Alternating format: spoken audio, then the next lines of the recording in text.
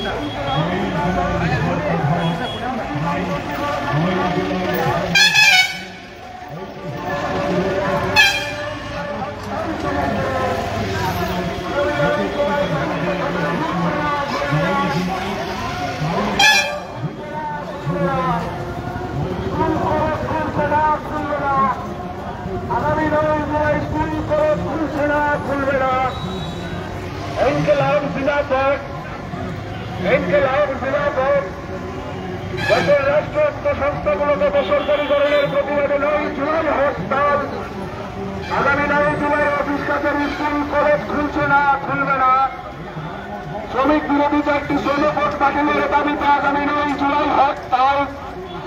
দেশের জনগণের সম্পত্তি রক্ষায় আগামী 9 জুলাই হরতাল।